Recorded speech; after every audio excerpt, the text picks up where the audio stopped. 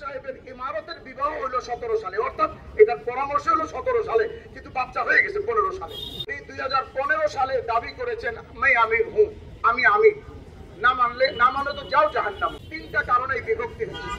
মৌলানা সাদ সাহেব প্রথম যে কাজটি করেছেন, এটা তবলিগের ফ্যামিলিগত ব্যাপার, সেটা হলো উনি প্রথম ব্যাপার যেটা ছিল সেটা হলো উনি মশওয়ারার বাইরে কাজ করছেন, তখন ওলামা ইকরাম জানতে পারেন নাই, কিছু বলেনও নাই। দ্বিতীয় কাজ, উনি মশওয়ারা মানে পরামর্শ কেন্দ্রিক কাজটা চালানো, উনি তা না করে নিজস্ব ব্যক্তি মতামতের উপরে একনায়কতন্ত্রের উপরে কাজটা চালিয়েছেন। এখানে আমাদের ভিতরে তখন কানা ঘুষা অথবা কষ্ট ছিল, ওলামা ইকরাম জানতেন না, এই জন্য তারা কিছু বলেনও না। দ্বিতীয় কাজটি উনি যে করেছেন, সে কাজটি করেছেন যে উনি শরীয়ত বহির্ভূত কিছু বক্তব্য প্রদান শুরু করছেন। না, এটাও দ্বিতীয় হলো উনি নিজেকে আমির দাবি করছেন। জি, উনি নিজেকে আমির দাবি করছেন। তো এই যে নিজেকে আমির দাবি করলেন, এটার পিছনে একটা ইতিহাস আছে যে উনি আমির হওয়াটা কোনো যুক্তিযুক্ত কোনো পরামর্শ কোথাও হয়নি। আমি এটাও বলে দিই, তারা আপনাদেরকে বলতে পারে যে আমাদের একটা পরামর্শ হয়েছে, কবে? 2017 সালে।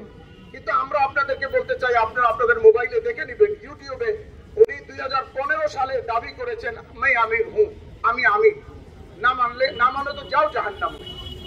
আচ্ছা, আপনারাই বলেন তো, কারো বিয়ে যদি হয় 2017 সালে, বাচ্চা হয় 15 সালে, তাহলে ব্যাপারটা কেমন ঘটবে? আমরা বলতে চাই ব্যাপারটি তেমনি ঘটলো যে সাদ সাহেবের ইমারতের বিবাহ হলো 17 সালে, অর্থাৎ এটার পরামর্শ হলো 17 সালে, কিন্তু বাচ্চা হয়ে গেছে 15 সালে, কারণ 15 সালে উনি দাবি করছেন উনি আমির। আচ্ছা, তৃতীয়, এই দুইটা ব্যাপার যখন হলো, তখন আমাদের ভিতরে কানাঘুষা চলছে, কিন্তু ওলামা ইকরাম কিছু বলেননি। 3 নম্বর বিষয় যখন আসছে, উনি শরীয়ত এবং জমহুর ওলামা ইকরামের বিপক্ষে গিয়ে এমন কিছু বক্তব্য প্রদান শুরু করলেন যেখানে ওলামা ইকরাম চুপ থাকতে পারেন না।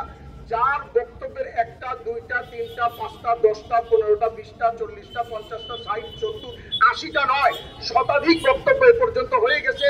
সর্বশেষ লাস্ট রিলিজ করছেন ডিসেম্বর মাসে, এই যখন হামলা চলে, তখন তিনি ভারতের একটা স্থানে কথা বলেছেন যে একমাত্র তবলিগের মধ্যে খরচ করা ছাড়া অন্য কোথাও খরচ করা সুন্নতের খেলাফ।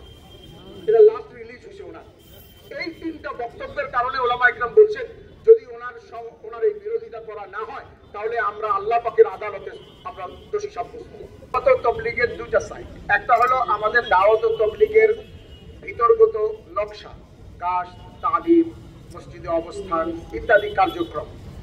আরেকটি হলো দাওয়াত ও তবলিগের সাথে সম্পৃক্ত শরীয়তের বিধানাবলী, ইসলামী ফিকহ, আইন শাস্ত্রের সাথে সম্পর্কিত। তো আমাদের আভ্যন্তরীণ যে বিষয়, জামাত 3 দিন হবে না 7 দিনের হবে, নিচে অবস্থান করবে না উপরে অবস্থান করবে, তালিম সকালে হবে না বিকালে হবে, এটা তো ডিসাইড করবে দাওয়াত ও তবলিগের মুরব্বিগণ। কিন্তু শরীয়তের ব্যাপারগুলি যখন এসে দাঁড়ায়, অর্থাৎ কোনো জামাত বা কোনো ব্যক্তি যদি শরীয়ত বহির্ভূত কোনো বক্তব্য প্রদান করে, কাজ করে, তখন সেটাকে জবাব দেওয়া এবং সেখানে শরীয়ত বিরোধী যারা কাজ করে তাদের প্রতিবাদ করা এবং শরীয়তের পক্ষে যাদের তাদের পক্ষ নেওয়া, এটা শুধু মামুনুল হক অথবা শুধু মাহফুজুল হক অথবা কিফায়াতুল্লাহ আজহারি কিংবা নাজমুল হাসান, এই কোটি কয়েক লোকের দায়িত্ব নয়, গোটা দেশের সকল উলামা ইকরামের দায়িত্ব। আমরা আল্লাহর কথা বলি, শান্তির কথা বলি, তাহলে এই বিশৃঙ্খলা কেন এবং এই বিভক্তি কেন? আমরা উভয় পক্ষে তো একই, আল্লাহর দিকেই ডাকছি।